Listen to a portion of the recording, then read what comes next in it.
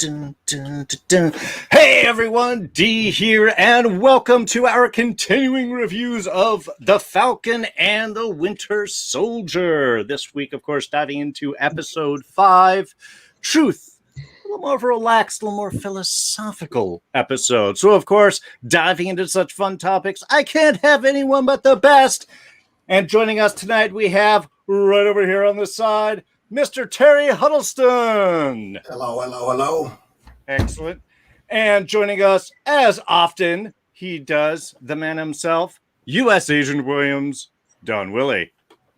Greetings, everyone. Hope everyone is having a lovely and prosperous day here in the U.S. of A. There it is. It is an adventurous day for sure. Want to be sure to say hello to Lily Mack and Silva Surfer joining us live in the chat at the moment. I'm sure our numbers will grow as the show goes on, as it usually does. But I do want to thank everyone who is also joining us in the archives. Next week, we will have a big full season discussion. But for tonight, I don't know. It is, of course, 420 for those that are celebrating in a more herbal way. Please enjoy the show. I'm going to play a game like which one of us looks like they, because I don't. So I'm gonna make it easy.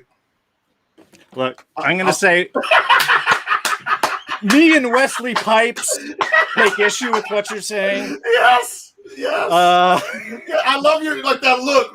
That's all I needed. Like, yep. And did I just racial profile? I don't know. You know, I find such things absolutely abhorrent.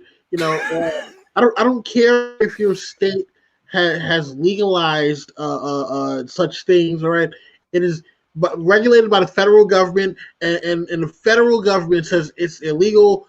Schedule 1 a narcotic, and you should be totally ashamed of yourself. And you know what? I'm calling the feds to your house. Okay?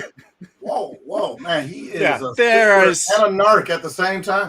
You know, really, and I'm hurt because, of course, I am advocating or saying nothing, and neither is Wesley. But for the rest of the country who may or may not be diving in today, we have a little bit of kind of current events diving into the show, and I think it would be irresponsible not to at least touch on it. We had the jury came to a verdict on the Derek Chauvin case for the death of George Floyd.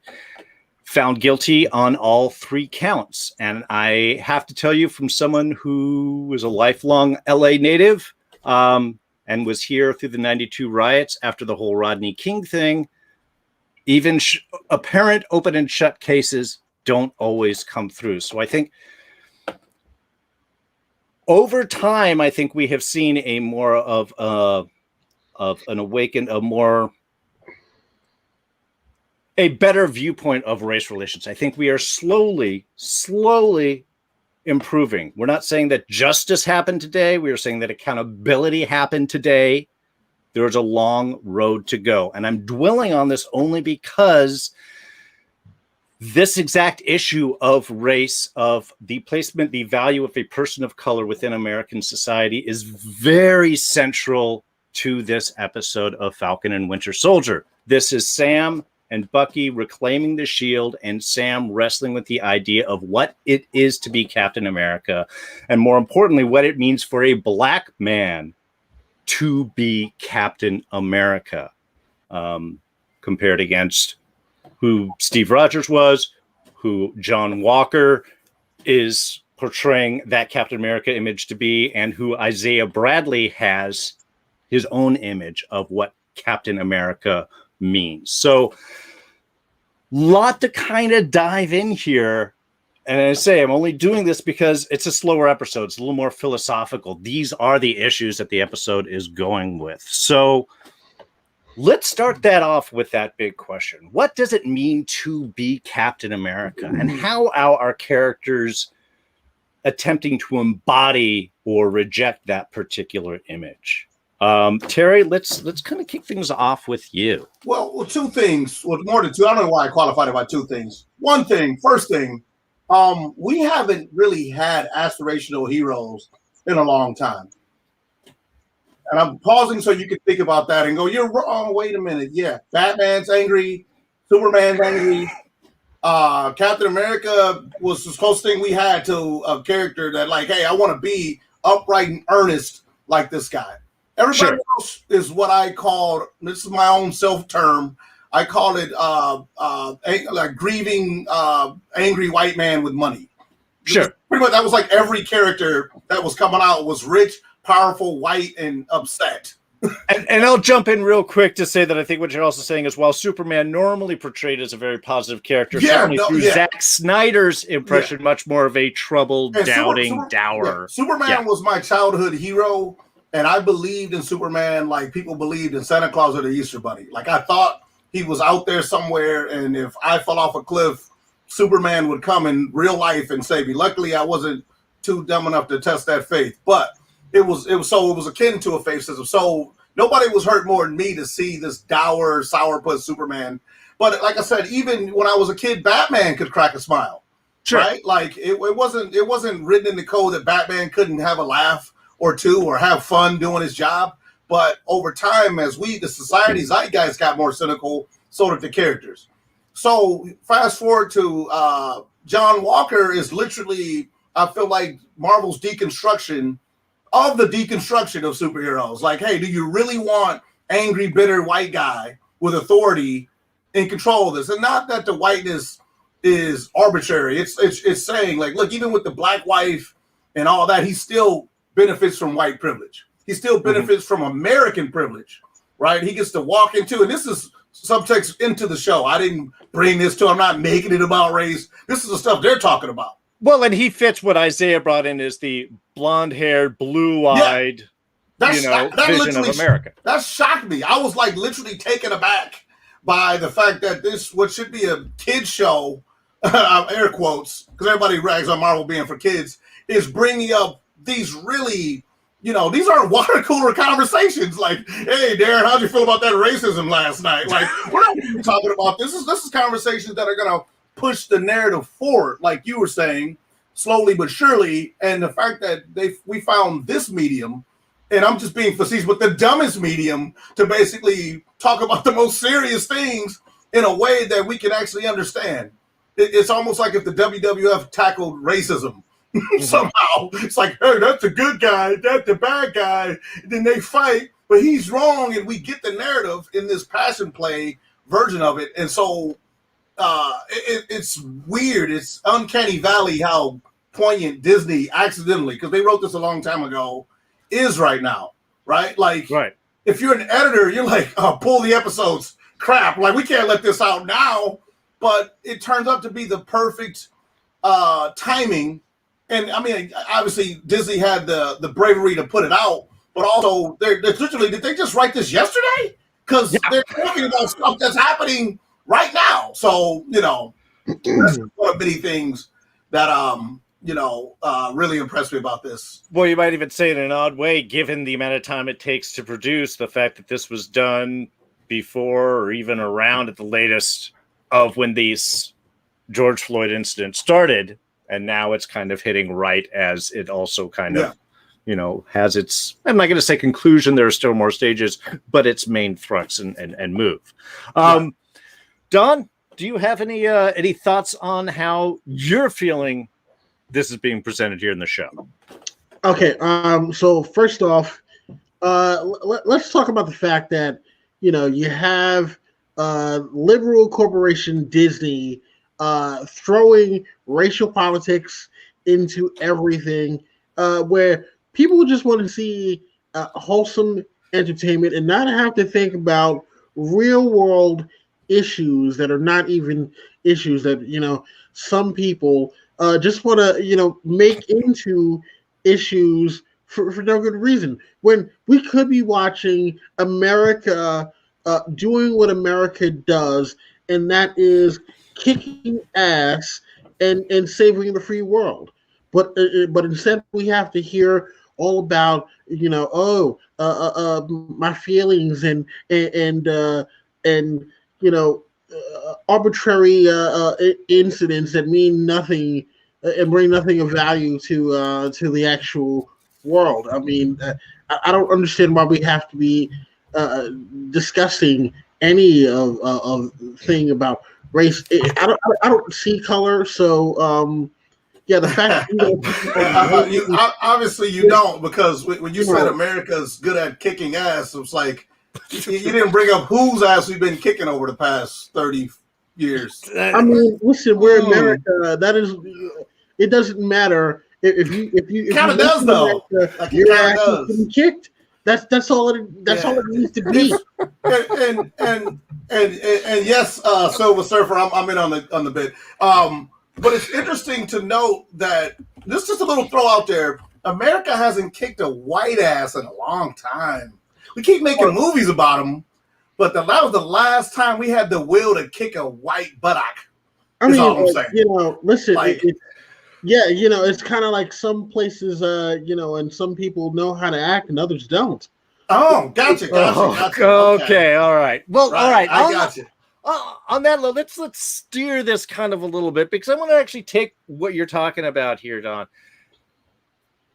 Now you're saying America needs to go back to its image of kicking ass and defending the free world and that type of image.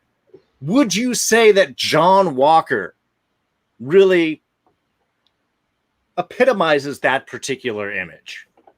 Yes, because you know what? Look, while you have these libtards out here trying to always apologize for what America does, John Walker is the guy who represents what America really is. And that is the guy who's going to go out and, if you step on my toe, I'm kicking your dog. Okay. So let me throw this one question in. So are you saying that Captain America did not represent what America really stood for? Towards the end, Steve Rogers, I don't know what it is that he decided. When he decided, I mean, first off, he broke the criminal, the Falcon, out of jail, and then he hid the other criminal, the social justice soldier.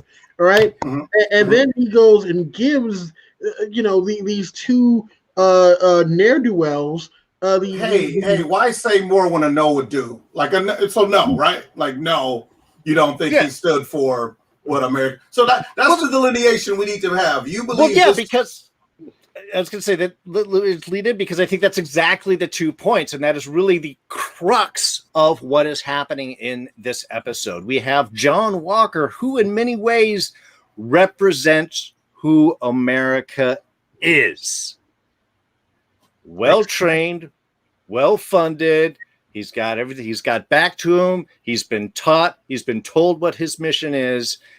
And yet when he's out on his own, he gets too caught up in what things are supposed to look like versus what things actually are. There's another commodity that he has that's I found fascinating. Like Marvel stuff shouldn't be this nuanced, but they managed to do it. He has access to marginalized people, direct access. Yes. So it's not like, well, he didn't know or he didn't grow up. He's walked into that black family like he was one of the family, which is nothing wrong with that.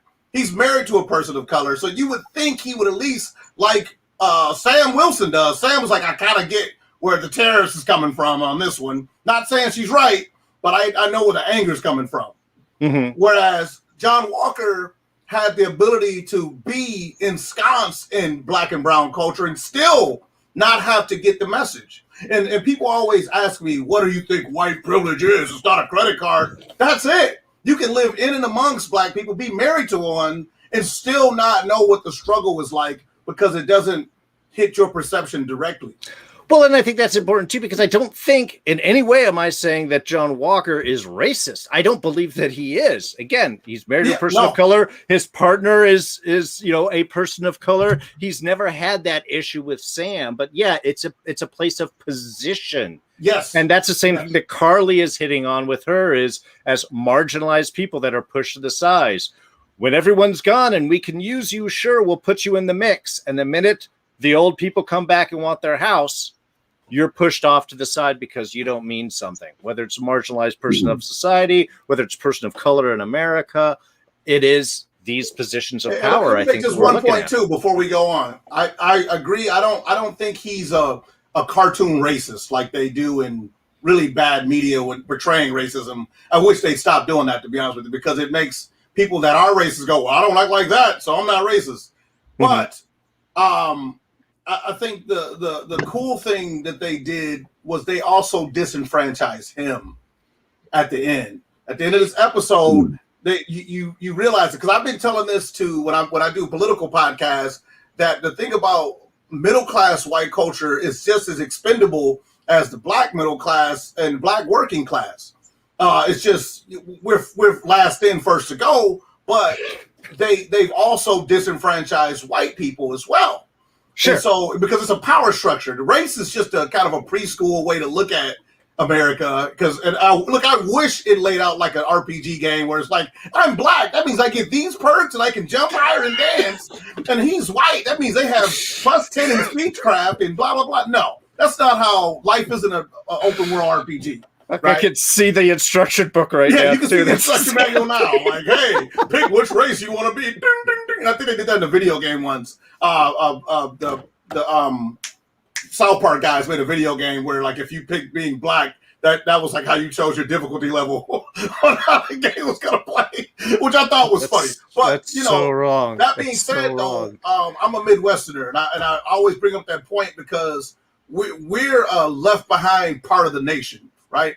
The country was founded on the east, and then people moved to the west. We're the saggy middle that kind of got, they call us flyover country for a reason. Okay. And so if anybody knows what it's like to feel like you've been built, I love that line, like you built me and you trained me, but then you're just throwing me away. It's Midwesterners, black, white, or otherwise, because we see the broken down factories and the poison water and all that stuff in real time. We don't have to read about it. We're living it. We're taking our kids to the hospital because they got lead poisoning. That's my story, because there's all the industrial chemicals that they use to do capitalism here. So, right. I was so in that way, I was jiving with Walker, even though he's obviously got some bad takes. It's like, I can feel for the guy right then and there. Like, they build you up and then they, push you to the side.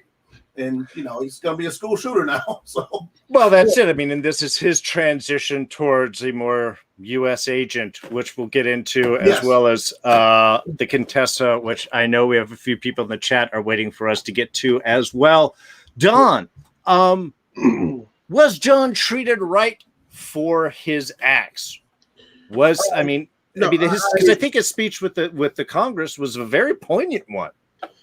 Yeah, and listen, at the end of the day, John Walker was a man who served his country honorably and bravely, and listen, we are always taught that you never leave a man behind, right? Mm-hmm.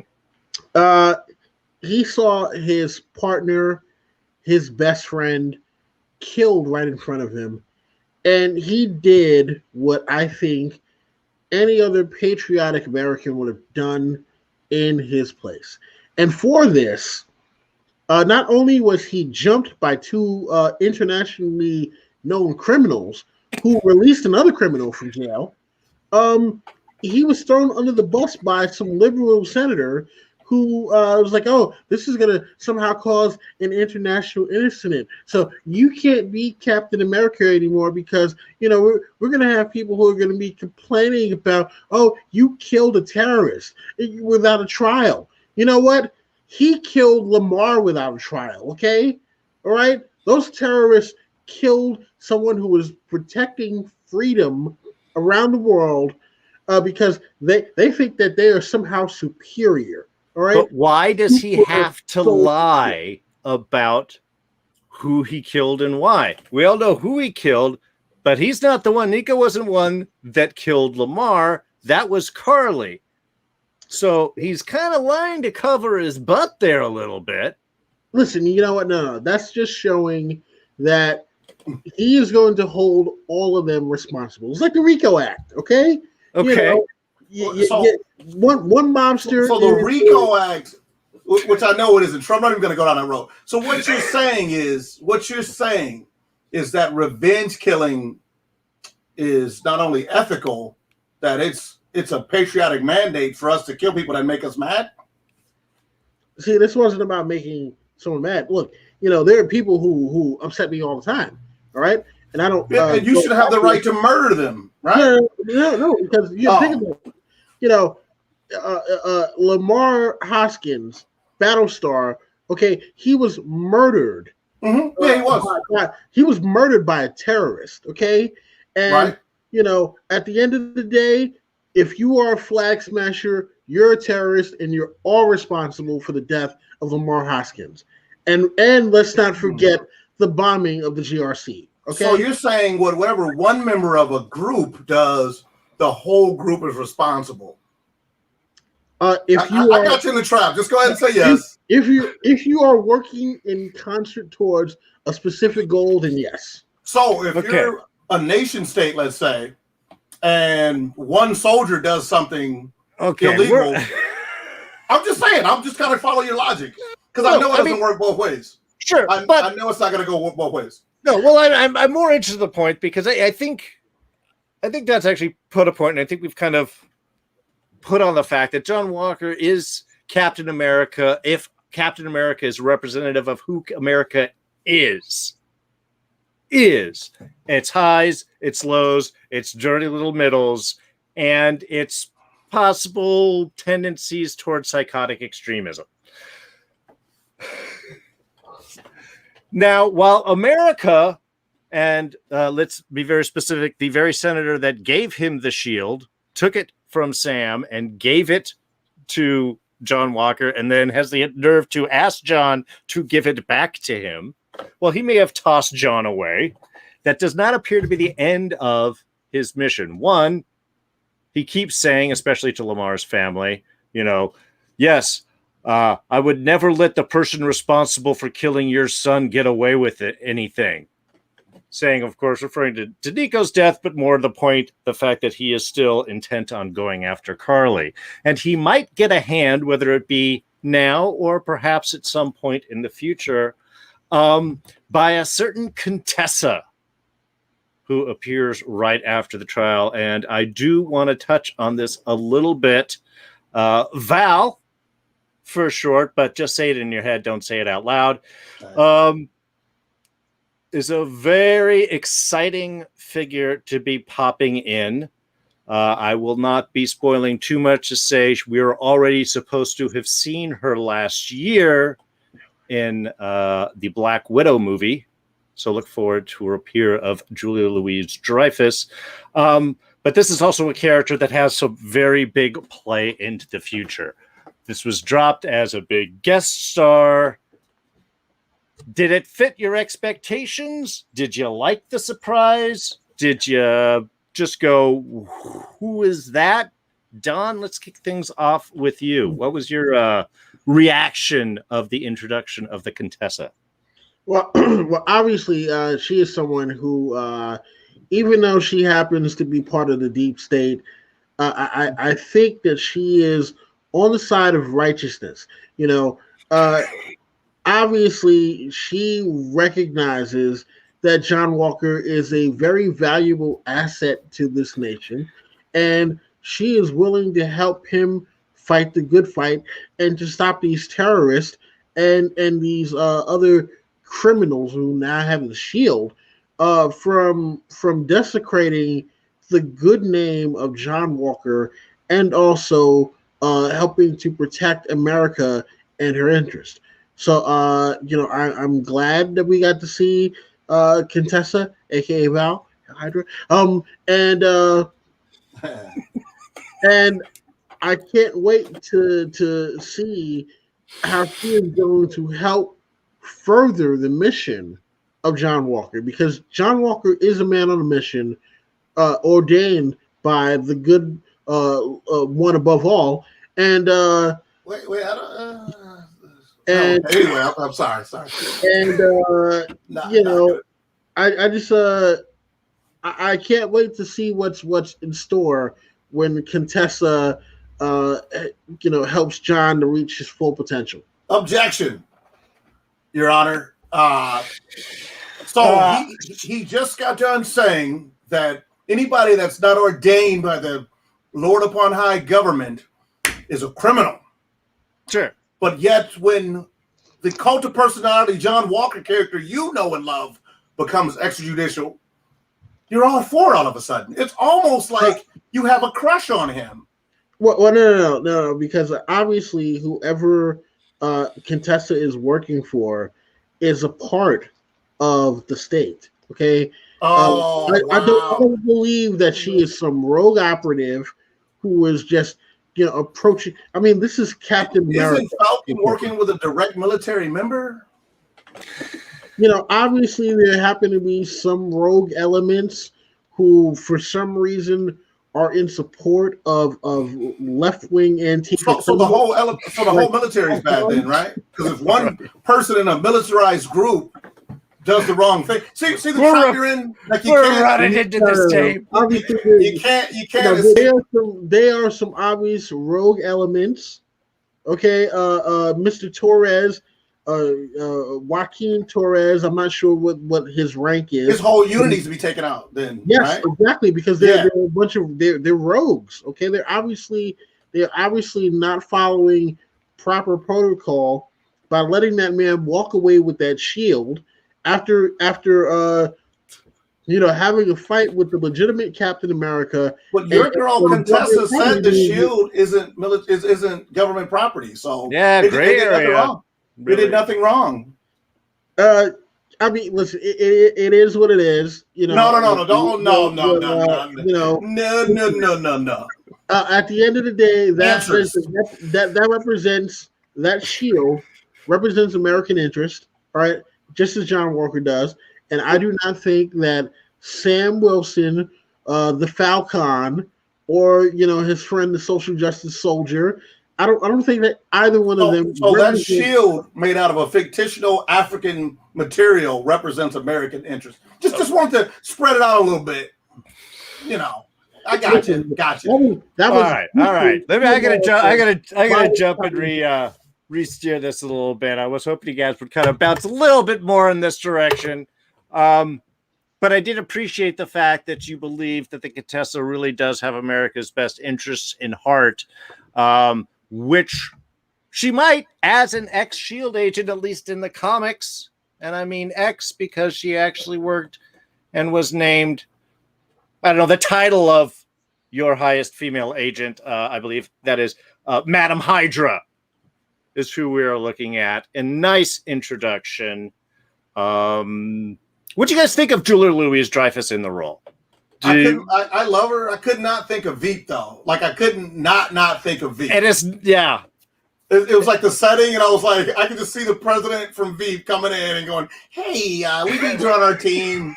He would fit right in as a character, and like it could go from tragedy to comedy just like that. But I love her, so I got no ill will towards her. She was charismatic. I love how she sat between him and his wife. And actively made the shot a bad shot because she blocked her head like with her. I was like, that's cool visual storytelling there. Like she doesn't give a shit about his wife and basically gives her a blank card telling her to shut up.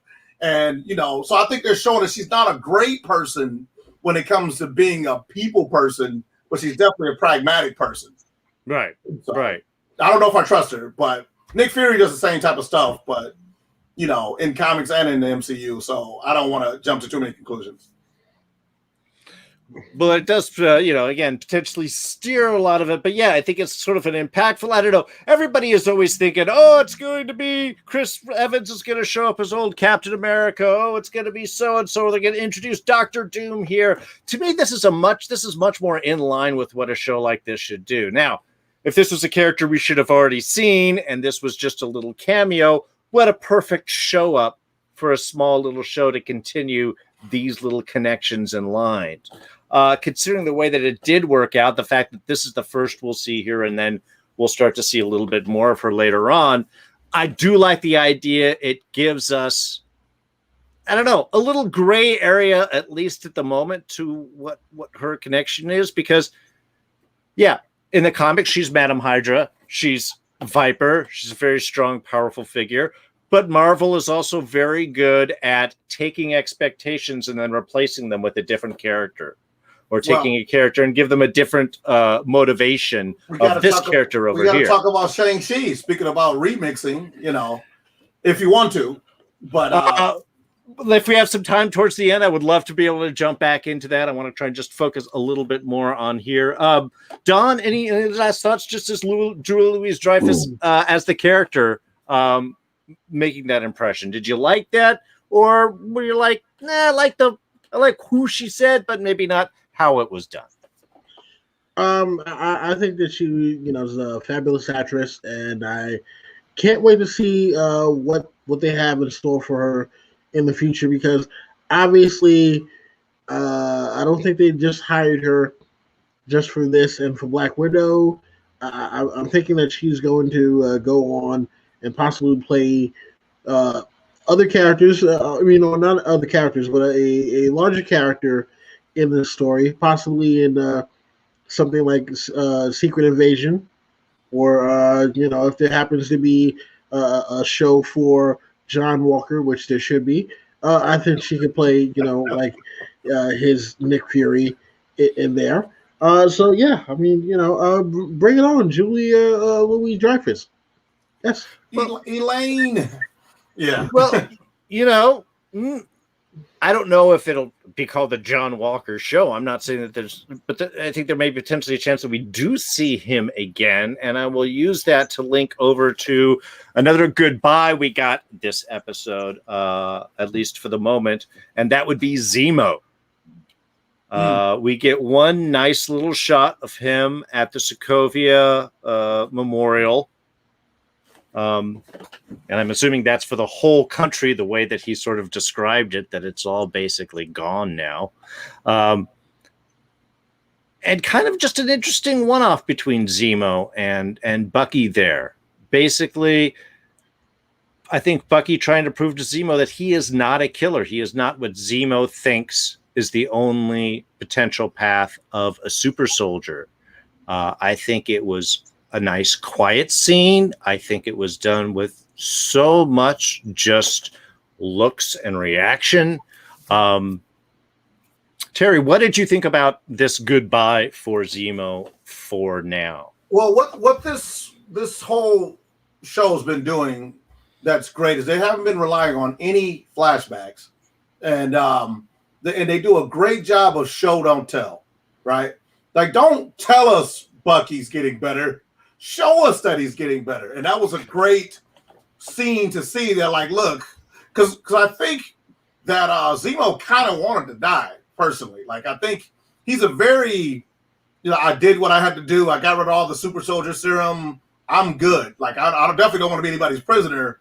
And because he was going to sit there and take a bullet to the dome. Like, he gave the little nod to him. Like, do it. But it also proved him right. Like, I know there's a little bit of the old you still in there. He thought it was proving him right.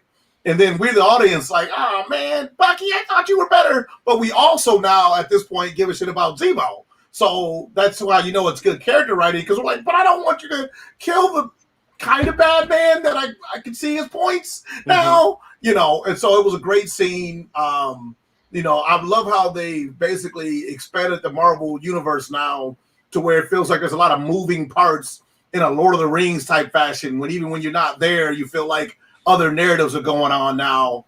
And the Dora Milaje showing up, I need a favor, all great stuff. Right.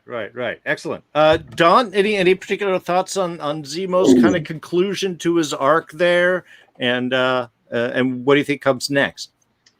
This is very interesting. So you have one criminal against another criminal, and then you have someone from like a military police force from a dictatorship that comes and delivers the criminal to the raft. So this is all very interesting. This is some liberal dream, isn't it? Liberals like dictators? I didn't know that. Yeah, I didn't. Yeah, that was part of their dream that they had. Yeah, as many people like going to Cuba to meet, with Fidel Castro and Venezuela and all that stuff. Yeah, pretty sure that this is a liberal's dream.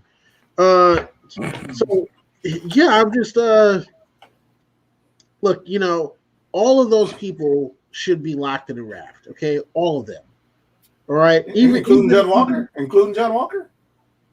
John Walker wasn't in Sokovia. Okay, John Walker was recovering because he got jumped by one of the criminals because he murdered somebody. No. All right, that was war, and in war there are casualties. Okay, and that flag smasher happened to be a casualty of war. Okay, and the war is over.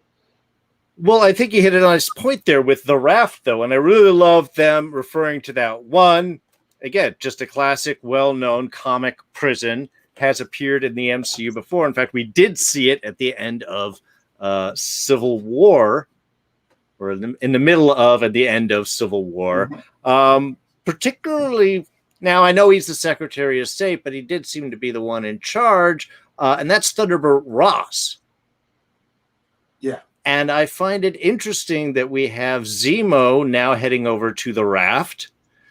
We have John Walker potentially connecting in with another powerful figure. If someone wanted to, say, recruit a team, there would be kind of an easy connection there. Oh, you left out Taskmaster. Well, we haven't seen Taskmaster yet, but yes. What I'm referring to and where I think they're going with this is in some incarnation of the Thunderbolts, which is sort of a Marvel Suicide Squad-esque. Well, it's got a lot of things. You had Zemo pretending to be one, and then went another way, and it's kind of gone in a bunch of different directions. But it is a way to take a lot more of these villainous characters and keep them around and still use them. And well, like you were just referring to, Terry, once you're in the Marvel mix, who knows where you'll pop up so they're and disappear. They're perfectly set up, though, because they're not world-destroying villains, right? They're just people with different ideologies than what the main characters have. And I'm not trying to be U.S. Agent Williams here about it, but like there's a case to be made that Walker did the wrong thing for the right reason, right? Right.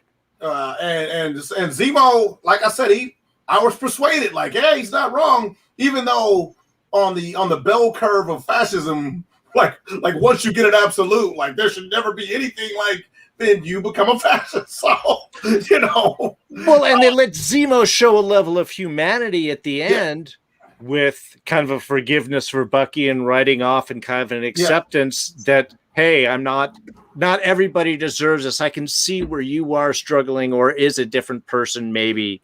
Yeah. He's got us, and I think adding that level of humanity and making sure that his story is really a commitment against a certain class of individual. He's punching up. He's dangerous. He's totally punching up, though. Yeah. Most villains punch down. They want to take out, if we could just get rid of all the little people. This guy literally wants to go after the most powerful people. So it's kind of, like I said, he's the best Bruce Wayne never committed to screen. Like, he literally lays out his case why we shouldn't have powerful beings. And then we're like, okay. Meanwhile, Batman v Superman, we're like, what?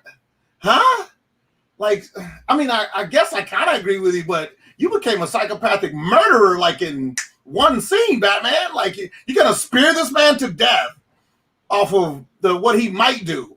No. Yeah. Bad writing. So I'm bringing those up because they're the same character. They have the same ideology, just one sells it better. Like, look, as long as Superman exists, we're going to have people that can push their weight around and disproportionately to the rest of our humans. They actually, I feel like Marvel stole a story beat or two from that Superman for All Seasons, All-Star Superman, excuse me, where Lex Luthor lays out a case why we shouldn't let an alien run human affairs.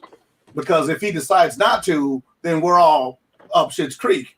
And it was one of the few times I was persuaded by a Lex Luthor argument. Like, he's that bastard. He's kind of right. Well, I think Marvel's done a good job of taking some of those larger, concepts, ideas, and arguments and humanizing them. Yes. Which is, again, really what we get here when we talk about, we've talked about who America is, John Walker being Captain America now, the Captain America that is. On the other hand, we see what Captain America might have been or what Captain America could be. Does Captain America represent the ideals of America and not necessarily its reality? The legend, if you would, of America, of accepting everyone and going for the right things and making sure that everyone is treated equally and all of the stuff that we prescribe to in cartoons and films. Well, here's something that people forget about Captain America. Because I've heard a lot of people say a lot of derogatory stuff about Captain America too, just because of where he's from. Captain America fought racism, right? I know it's hard to swallow, like, but he kind of did. Like, he literally jumped in front of Loki and said, "Hey, I remember when the last time a guy stood up and said he's better than everybody else, made people kneel." I'm paraphrasing. We had to fucking kick that guy's ass, right? Yeah. Like, and so, like, we knew what was in his heart. He does not like fascism, right? It's not like he just didn't speak enough and we didn't know if he liked it or not. Captain America was not down with people pushing their weight around because they felt like they were superior people. Sure. And so I think that Sam Wilson is going to become the new form of Captain America that we need now, the new face that pretty much carries the torch, what the Shield is, from old American ideals to new American ideas. And I'm definitely gonna let you speak, U.S. Agent, but I love the nephews, which are usually kids are useless, right? In anything, you're like, why they got these dumb kids in there? That was Marvel showing you, like, look, the future of this symbol can be cleaned up. You can get the blood off this symbol. Young black kids ain't got to look at this symbol. Play with the shield. They don't got to think negative thoughts when they see the stars and stripes. Right. I was like, yes, Marvel. That's literally what I'm teaching my kids. Like, look, I'm going to teach you about the past, but I'm also going to teach you how you can basically possibly make a better future with the same symbols. Doesn't have to say the same.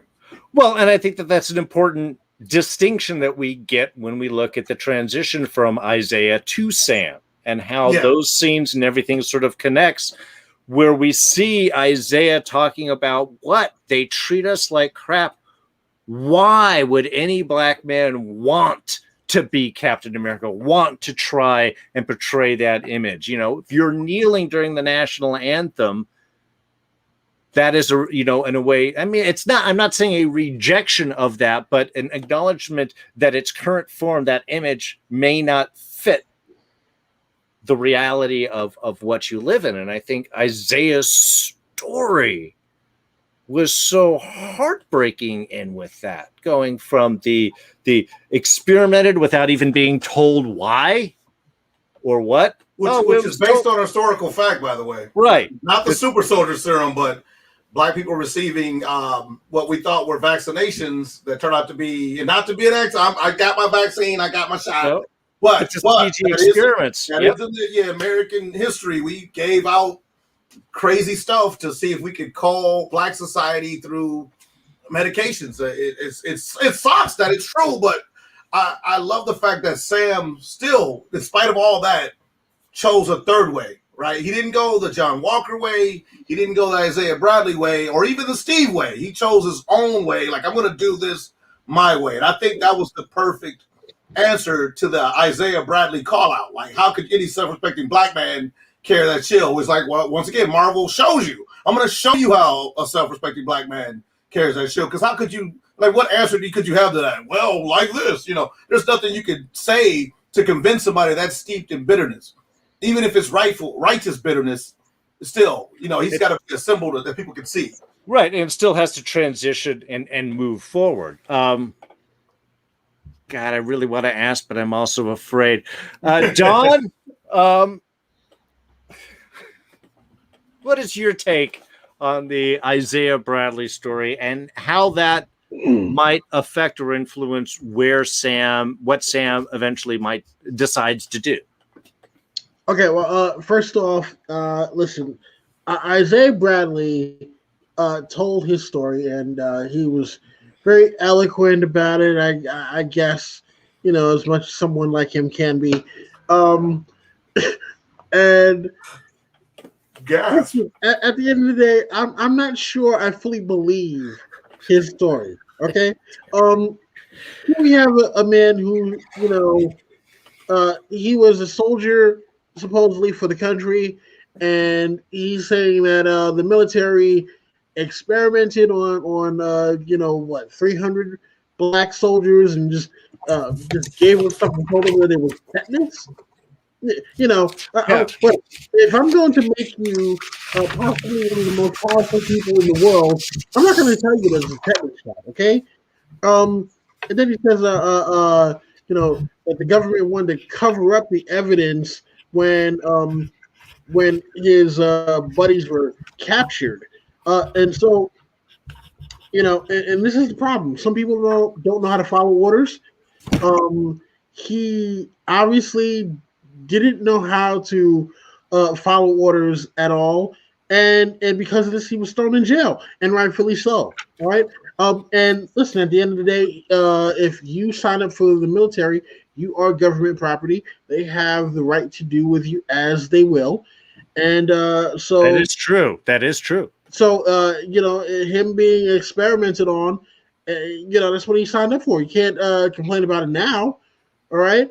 No one wants to hear you're complaining. You signed up for that job, and you disobeying direct order to not put America's interest in harm by going and raiding some enemy camp. And look, and the soldiers died anyway. All right, so he should have just let them bomb the place, and then maybe once they saw that he was able to follow orders like a good soldier, maybe he could have been Captain America while Steve Rogers was frozen in the ice.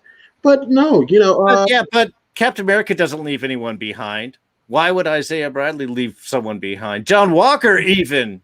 It's not about leaving people behind.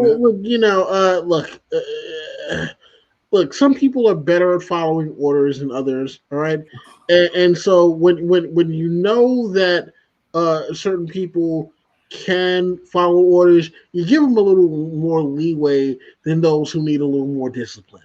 So, right? objection, Your Honor. Once again, the defense is basically minimalizing Isaiah Bradley's military service while also elevating John Walker's. Like, his is perfect and sanctified by the gods, and it is. And Isaiah Bradley it's because you said maybe, and well, so he signed up for the government, so why is he complaining? But isn't that what John Walker was doing? Literally on the halls of the government seat of power, complaining about what he signed up for. No, because at the end of the day, it was some libtard who doesn't really believe in America. How do you even know he's liberal? Where did you get that from? Throw him under the bus, okay? Because you know what, because no true conservative would ever do that to a veteran, okay? And not just a veteran, but so you never heard of John McCain and Trump's feud? Okay, all right, cool. Okay, awesome. Listen, I just wanted to know which complaints mattered, whether you served. All complaints matter, okay? Okay. So all complaints matter. Yeah. All right. Don't you dare start all complaints. Say it with me. All complaints matter. All complaints matter. There it is. All right. And I guess by that logic, then Isaiah Bradley's complaint is just as valid. So we see why Isaiah may not necessarily want to be Captain America. We see how Sam gets to sort of really weigh that. And part of that is our collection of montage sequences, our return to the boat. We get a little boat repair. We get a little bromanship heart to heart. Nothing solves anything like throwing a shield around in the backyard. And back up. So, because I don't want you to gloss over the boat stuff. The boat stuff was important because it was once again showing you that Bucky was finally able to settle in and become a human.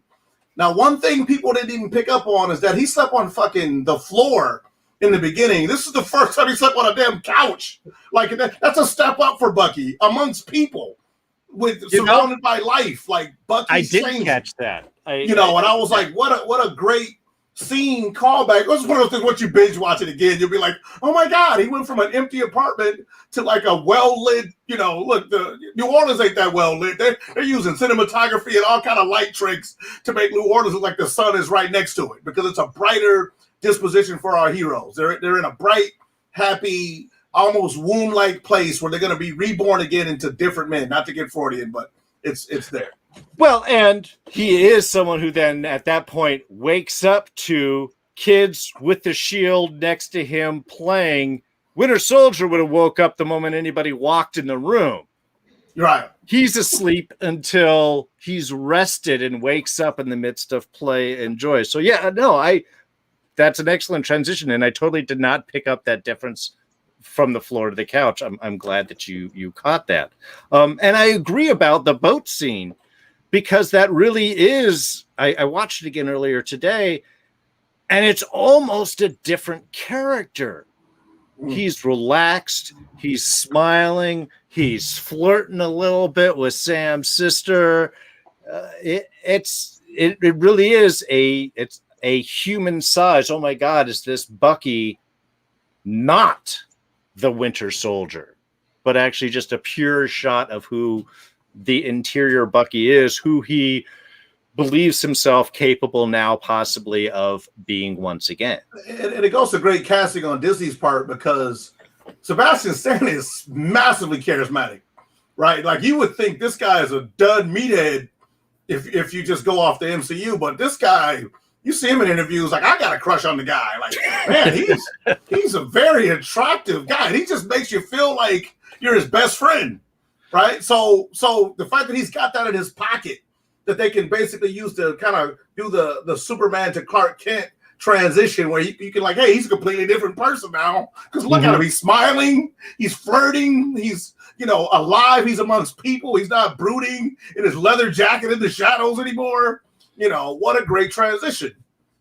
So I love the scene too, to rewind a little bit, where he basically picks up the shield, and then he wants it's like Excalibur, right? He wants Sam to pick it up. Like, you're the chosen one. You're the one that's worthy to pick up the fight. Yeah, to pick up the shield. And then to call back to where we are now, when Sam tells him, like, look, you worry too much about what people think you should be. And I thought, man, I didn't even think of that parallel. Like, you're so busy worried about what Steve wants, what this guy wants. It doesn't matter what they want. And I thought that was a good, that's like a lesson I would teach my kids. It felt like a after school special. Like, yeah, kids, what he said. You're going to have to basically choose your own path in life. Well, so Don, do you think, putting aside their criminality, okay, do you feel the scene at least showed a human connection between these two, that there was something, while they may have joked at the end about them not being friends, they're co-workers, partners, they had a mutual friend, they're just guys now, that in a way this is actually really two people finding humanity within each other and possibly a road forward. Whether or not you agree with that road, let's put that aside. I'm just talking about from a mechanics of the scene here. Okay, so at the end of the day, I do applaud Mr. Barnes's transition, because only animals should be sleeping on the floor. Okay, so the fact that he was able to move to the couch does symbolize that there is some growth and possible reformation in his future, which is always good. Now, the little backyard scene with him, throwing the shield like it's a frisbee.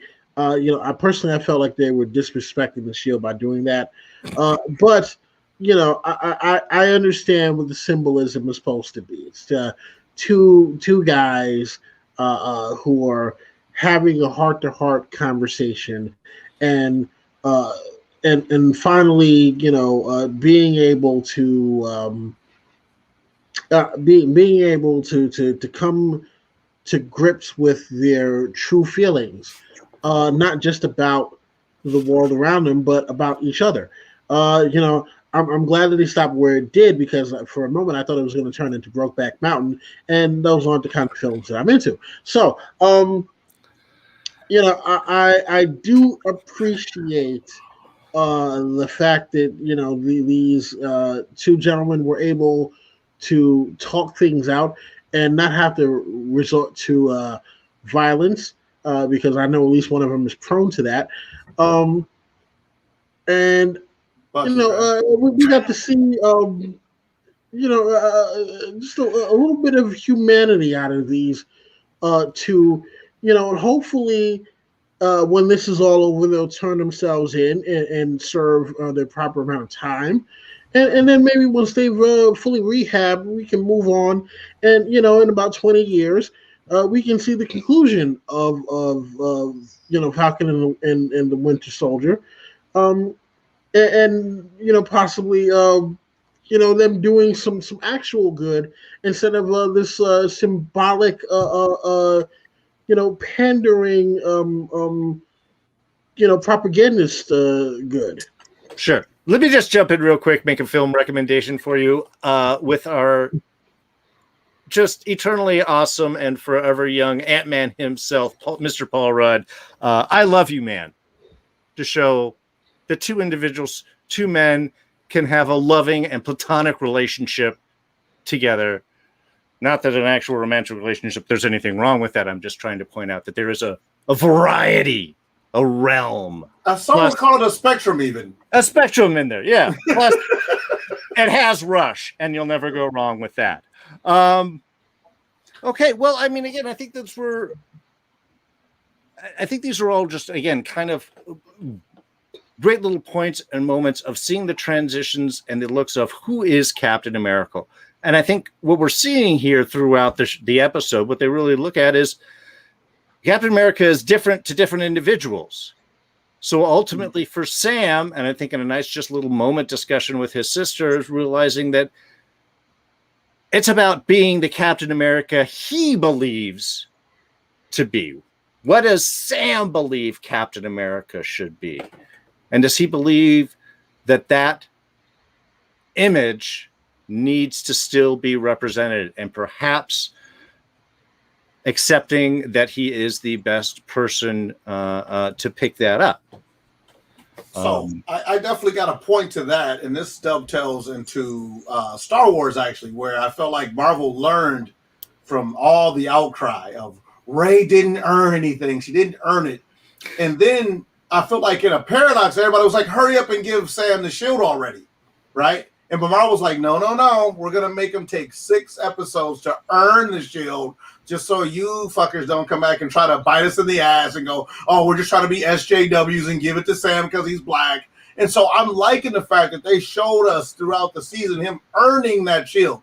So nobody can go back and go, oh, he had a one little Dagobah scene like Luke did, and now all of a sudden he's a Jedi wanting to fight the Dark Lord himself in Empire Strikes Back. No. Like, they did the montage, obviously, but even in this scene, I think as a deconstruction of the montage, the money shot of any montage is the final form, right?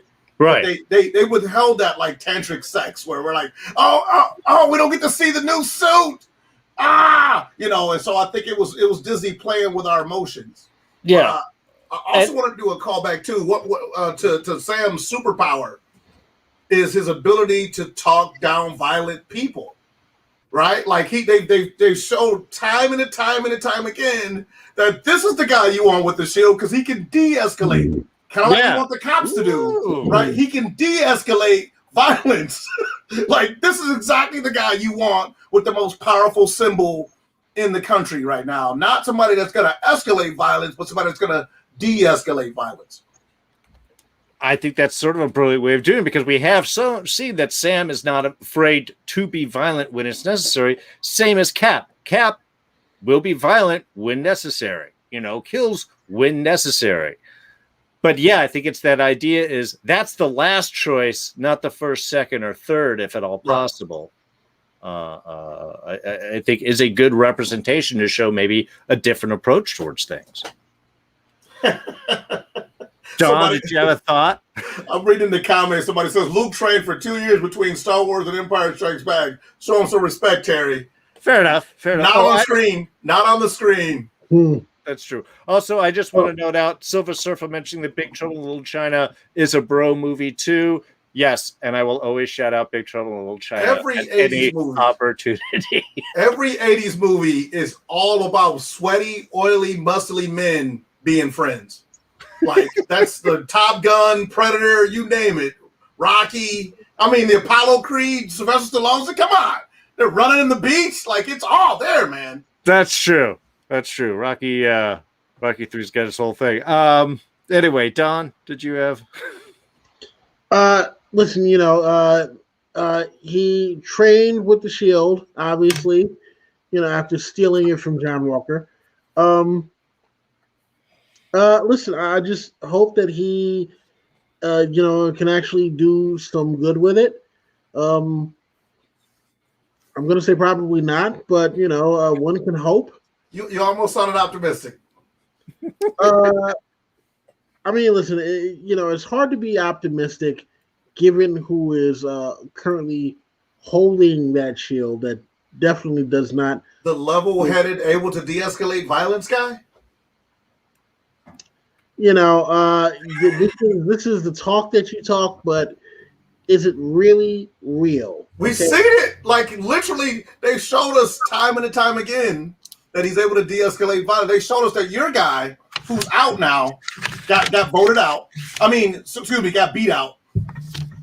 Can't de-escalate violence. He just pretty much causes more trouble wherever he goes. Yeah, but yet somehow, you know what? It doesn't even matter. It doesn't matter because at the end of the day, the most important thing here is that we had a loss, and John Walker was willing to do what he had to do in order to avenge that loss. Hopefully, if time comes, the Falcon will be able to have the wherewithal to deal with Carly Morgenthau and her flag smasher terrorist organization, right? And maybe there might be some redemption for him if he takes care of these terrorists, the way that a true Captain America should. Why does he need to be redeemed? He did nothing wrong. Well, no, but I could see actually in his mind for John in this stage to think that is a way to prove that he can follow through and that who he is, that would be a motivating. Now, whether that's an accurate line of thinking is entirely secondary. I'm just going off John's logic. The motivation for him. Yeah, he did nothing wrong. There's no reason to redeem somebody that did nothing wrong based on your logic. Except he keeps promising that he won't let whoever killed Lamar get away, and he knows that it was Carly, not Nico. So, but at the same time, though, let's go deeper to the subtext. Battlestar died saving his life. That was awesome because Carly was coming after him. She wants to kill the symbol of America, right? Sure. He jumps in the way, takes the blow for John Walker. So really, maybe John Walker feels like he, in fact, killed, because I don't think his partner knew he took the serum. So he's thinking his buddy's completely vulnerable out there, and he's gonna save him from what's gonna be a horrible knife wound. And turns out he risked his life for nothing. Ooh. I kind of like that line of thinking. That does add a nice layer of motivation to him. Yeah, Don? No, he didn't risk his life for nothing because, look, super soldier or not, it doesn't mean that the man can't get hurt. But at the end of the day, yes, Lamar Hoskins was a true patriot, and he deserves our respect. Sure. And you know what? I think that John Walker is going to do everything in his power. I mean, look, he even made his own shield, right? The man is going to do everything in his power to make sure that Lamar Hoskins did not die in vain. Well, that definitely shows, we will be seeing Walker again. We do get that nice post-credit scene of him making a Captain America-esque shield. He does still envision himself as the Captain America, and this would be a way to redeem himself. Of course, he won't be going after Carly by himself, or won't just be a one-on-one versus fight, because by the end of the episode, Sam opens up the box of Wakandan mystery. Tell me you didn't think of Brad Pitt. Like, what's in the box? That was the first thing I tweeted out I knew There's it. a GIF of him doing what's in the box. Yeah. So, yeah, that's exactly it. That's all I'm thinking about all week. What do you guys think is in the box? Do you think it's a Captain America outfit? Do you think it's a Falcon America outfit? I think it's a Replaced Falcon wings? You America. know, The box had wings on it, so I'm guessing it's a Falcon America suit. I'm hoping it's nanotech, where he can just hit a thing and it just goes, right. kind of like the stuff they were doing. But they got me. I'm excited. I definitely think it's a wing suit because, like I said, wings are on the box. And that case, man, look, who wouldn't buy that case? Like, I'd carry crap in that just to be able to have a case that cool. Like, are you selling that case, Marvel? Let me know. Drop me a website. Yeah, no suit needed. I hope they're just like going to use Wakanda as the new Stark. Like, we need techs. Call Tony Stark. I mean, call Wakanda. Yeah, that's kind of where they're going. I mean, with yeah, Shuri. that's like Don. What do you think? What do you think's in the box?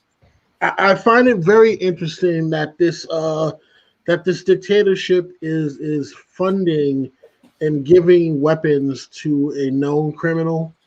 Wow, it is just unbelievable that you people are celebrating these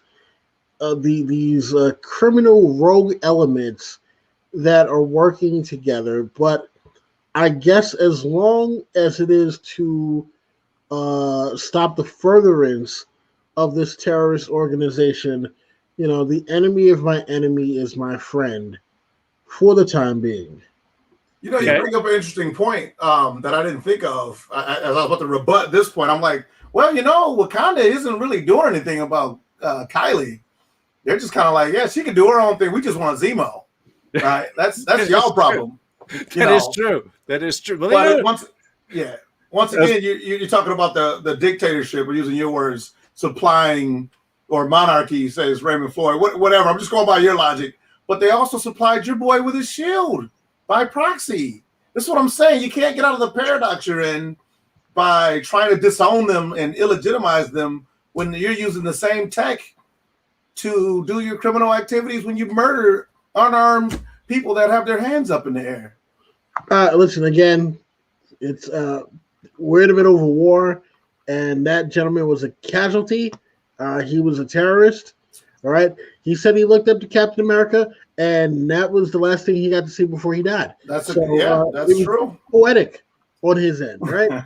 He should be, that man should be happy he was killed by Captain America. Wow. Right? I read Orwell too. I can mix words around. He's a casualty, not a murderer, and he's actually died a great death, getting a big chunk of vibranium stuffed into his chest or wherever. They kind of left it ambiguous. I was glad they didn't decapitate him, but that's what they were intimating. Yeah. But I want to just throw out Ramona Floyd mentioning here in the chat, if John Walker was that dude, he would have shared the serum with Lamar. He took it because he couldn't take that spanking like a man. I don't know. Listen, he was feeling a little inadequate, that's all. Oh, yeah, he got beat up by a bunch of ATs. I love that scene. That was so awesome. That was an awesome scene. And I cannot deny that there has to be, because there's so much smart stuff in this writing, the fact that not only were the two men beaten by the Wakandan warriors, but you also have them taking back the weapons of war that have been claimed as their own by these two individuals.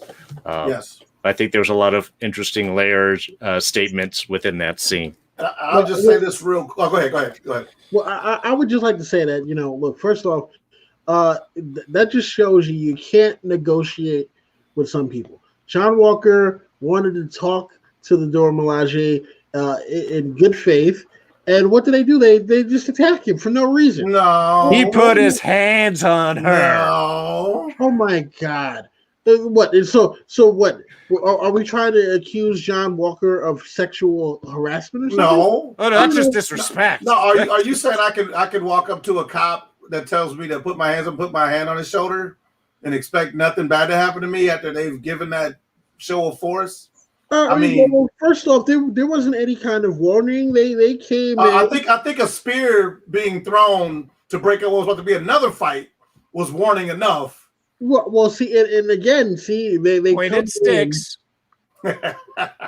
Well, I mean, and again, just think about it, right? You know, here he is trying to de-escalate the situation, and they go from zero to A 1,000. situation he shouldn't have been in. Remember, he bust the door down Okay. to come in there.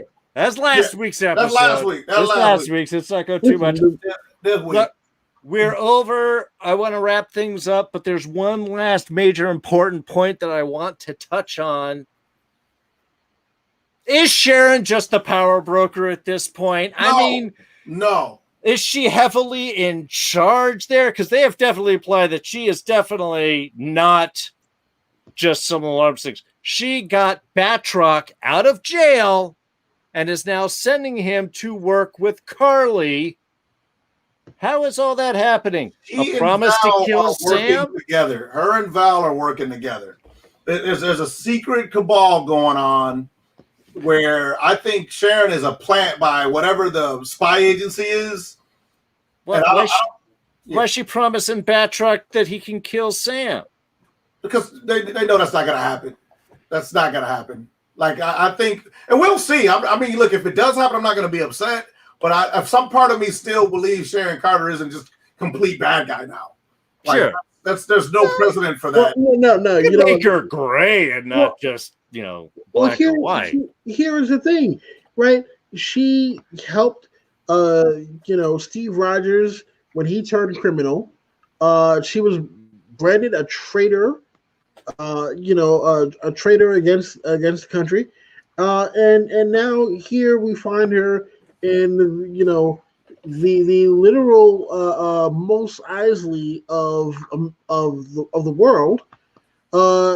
She's got stolen art pieces. She's springing criminals from international criminals from jail to go and assist these terrorists and to kill another criminal who's a would-be Captain America. And who knows what they might try to do to the poor John Walker. All right. Mm-hmm. What if John Walker's working with her? Would you disavow him then? No, because at the end of the day, I knew it. Here's the thing. I'm pretty sure that if John Walker was working with her, it's because he was led to believe that she was doing good work. All right, not because of him trying to be with these terrorists. Okay, we know John Walker's a good man, and good people sometimes.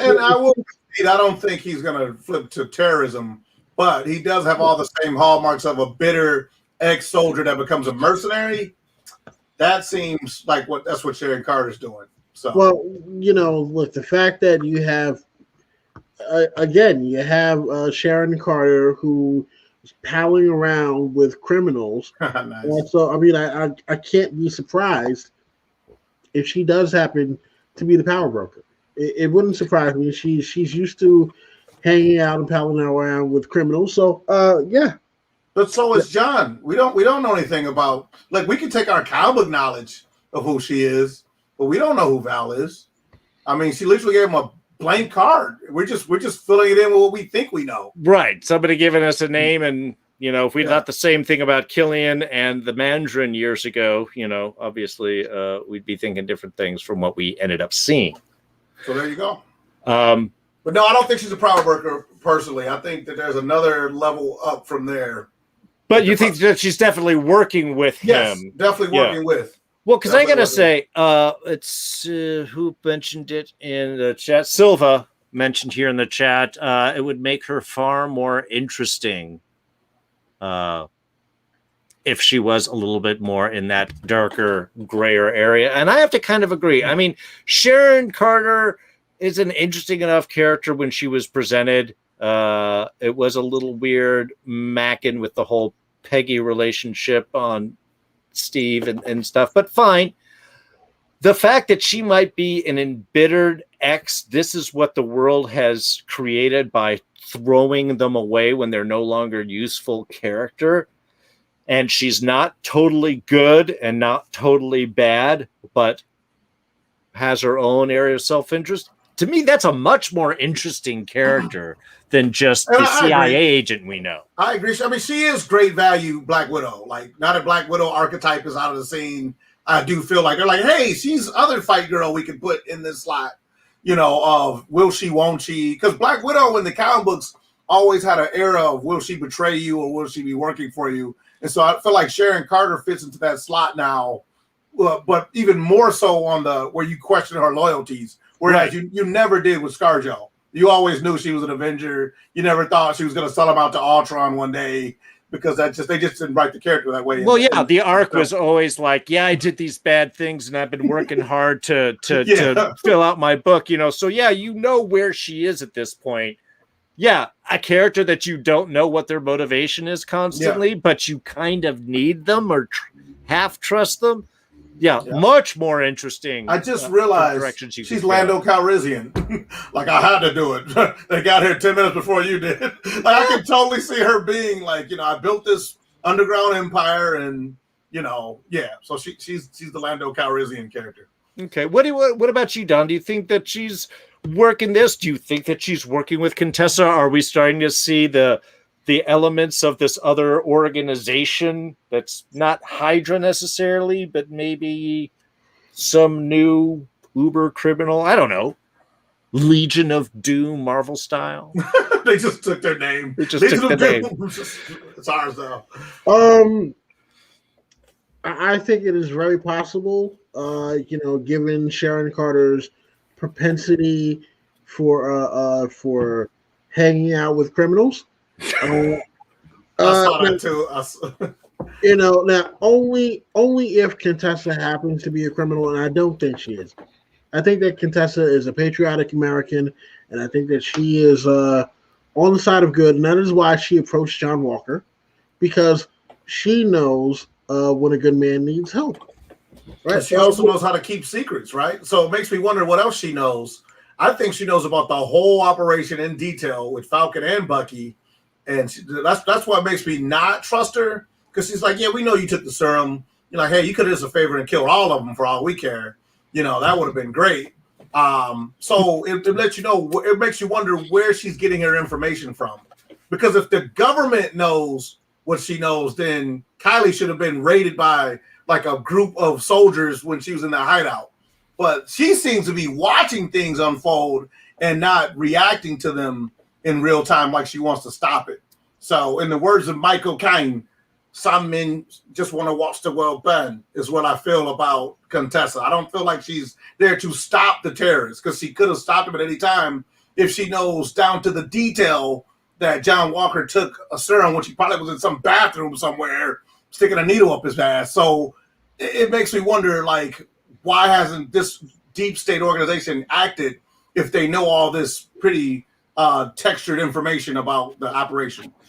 I don't know, but what I do know is that I don't think that John Walker was sticking anything in his rectum. Okay, it looked like a suppository to me, but I'm just saying. I don't think that John Walker is that kind of person. I think you're trying to. No. That's just where it would go. Have you ever seen people juice up? It's the buttock, man. That's where it's gonna go. Anyway, we're off track though. Yeah. Sorry, I'm noticing Sharon Calrissian, as Silva puts in the chat. That does sound nice. It does. Okay, well, here I'll throw off one bit of just came off the top of my head since all these connections have come in. What if the power broker is Thunderbolt Ross? I thought of that. All of his little minions that the Contessa works for him, that he is forming this kind of like how Zemo thinks. These superpowered individuals, they're dangerous. They need to be put into place. And that is his position in Civil War. You saying that makes me think of the DC equivalent character. I'm blanking because I want to think of Suicide Squad's Amanda Waller. Yeah. It's literally the same archetype, right? Like a high up government agent or official that basically is secretly running a Suicide Squad thing. So yeah, I thought of the Thunderbolt Ross thing, but you're making me believe my fan fiction even more. Yeah. Sorry, just as we were talking about these, I'm like, well, if he's the one in charge and he's going a little secret and he's got these connections from people that used to be in the business, she's ex-SHIELD, she's ex-SHIELD, ex-CIA, you know. Anyway, what do you guys think? Throw those down in the comment section below. And while you're there, hit that like button, hit the subscribe button. Let us know what you think. Stay here for more. Sure, next week's the end of Falcon and Winter Soldier, but Loki's coming up this summer. Plus, we still got Agents of S.H.I.E.L.D. seasons to go over. They're a little delayed because Spectrum is a horrible company. And for some reason has it in on some of our agents. But yes, please do all that. Please check out these people. They do very cool stuff. Don occasionally will one of these days put another video up. Terry makes some awesome art. You can see a Captain America right behind him. You can also go to terryhiddlestonart.com and check out all of his stuff. But I'm going to toss over any final thoughts, folks, and then let people know where they can find you. Terry, we're going to throw things off to you first. So final thoughts, I just want to reiterate something I said in our last one, that they're doing a great job of having a setup episode and a payoff episode. And if the setup episode was this good, then we already know the payoff episode is going to be like, ooh, yeah. So I love how confidently they're telling this story. Because once again, they're not using insistent flashback after flashback. They could have been hitting us with all of the MCU movies we've already seen to fill time, but they're giving us all new content. Like, and that's what I think that's a secret ingredient of this show, is that it doesn't feel like fan fiction of their own universe. It feels like we're learning more about the universe. So by proxy, it ended up becoming the Mandalorian for the Marvel universe, where it's like, yeah, we have these characters that are kind of outside of the main action, but through that, you'll be able to learn more about the actual wider universe and interact with characters and leave less fingerprints on the main story without people feeling like, oh, they changed it. Because, I mean, they did do some retcons. Baron Zemo isn't the Baron Zemo from the movies, but I definitely like him better. Sure, sure. I like this Baron Zemo is a guy I can get behind when he gets his own movie. I'm sure it's not going to be him alone, but if Thunderbolts happen, which I think it is. So right. I'm loving where it's going. They definitely got me on the hook for the last episode. I haven't heard any detractors. Only thing I've heard is that people feel like Sam wasn't doing enough, but I don't share that sentiment. But I think they wanted him to be more of a Luke Skywalker main protagonist. But I think this was more of an ensemble cast with like a bunch of moving parts. And then I think that was right before this last episode. Like it was like Marvel heard you like, hold on, now we're gonna make him that main character hero boy you want him to be. And so it kind of quelled a lot of things, but I could not think of Jedi training montages, even though I know montages like that come from 80s sports movies. Oh, you got to have a montage. You got to have a montage. But I think it also felt like, once again, probably because he was practicing with an extraordinary weapon. Like I thought of Luke and Yoda on Dagobah flipping through the things and finally getting it right. You fail a bunch of times. And so, because they didn't have to put that in. They literally did not have to put that in. I would not have given the show any bad marks, right? But I think they're setting up probably the little power move he's going to use in the last episode, where he probably does a flip thing with the shield, and who knows? I don't know. I'm excited. Moving on to Don. Right. Don, final thoughts, and where can people find you? All right, so I think that you have this show here that is a very decent show. It would be a lot better if there was more John Walker, obviously. But I can't wait to see what they do with the ending of this show. Hopefully the right man gets the shield. And I'm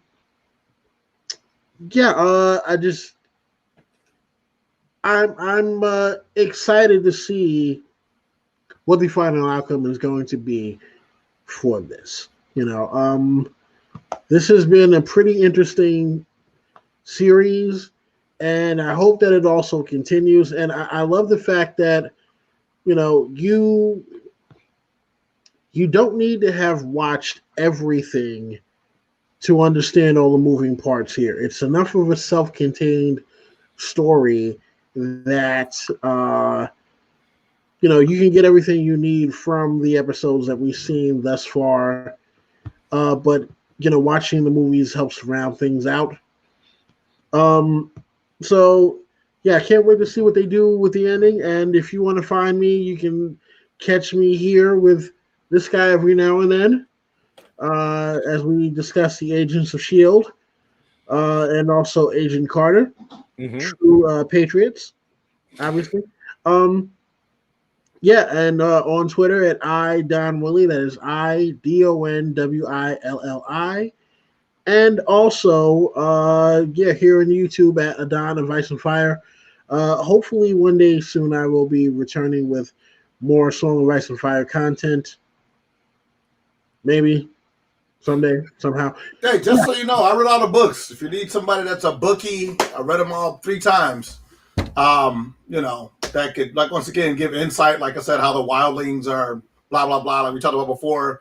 I'm just throwing a pitch out there for myself. So, okay, we'll talk. It'd be nice to, I mean, I don't know about nice, but I guess it would be a liberal perspective. We can be the old school Hannity and Combs, all right? I could be the ugly liberal guy, and you can be whatever you are. So there you go. Excellent.